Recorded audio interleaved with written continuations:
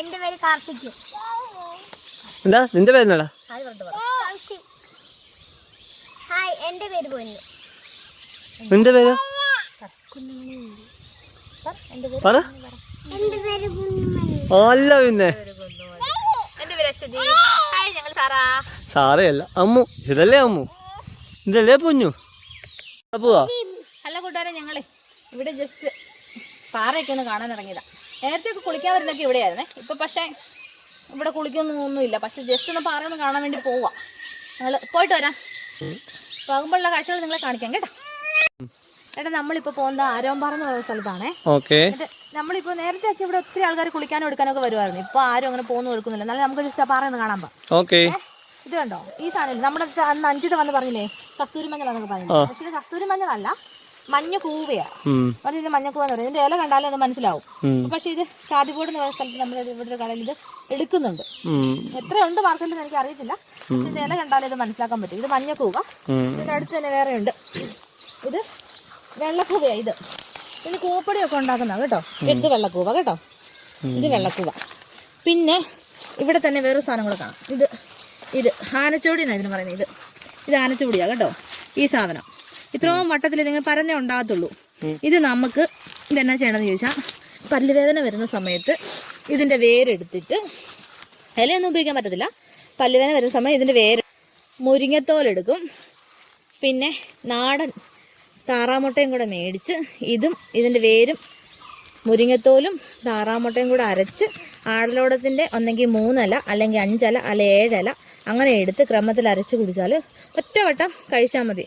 ഇത് അരച്ചെടുത്തിട്ട് ആ ചാറ് വറ്റിക്കണം. നല്ലപോലെ വറ്റിച്ച് തോരൻ പോലെ ആക്കി എടുത്ത് കഴിക്കുവാണെങ്കിൽ ചുമ അപ്പം തന്നെ മാറും. ഇതെടുത്ത് ഏറ്റവും നല്ലൊരു മരുന്ന്. പപ്പയൊക്കെ വീട്ടിൽ കഴിക്കുന്ന ഇതാ.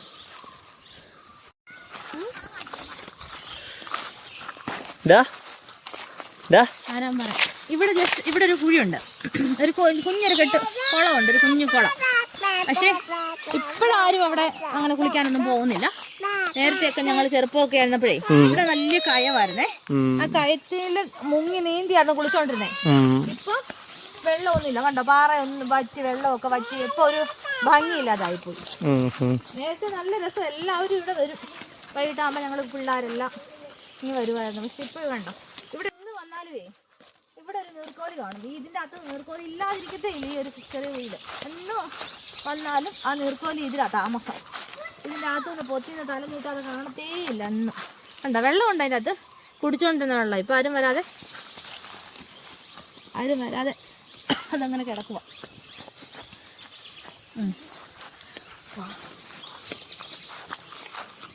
പിന്നെ ഇത് പെരിങ്ങലവ്.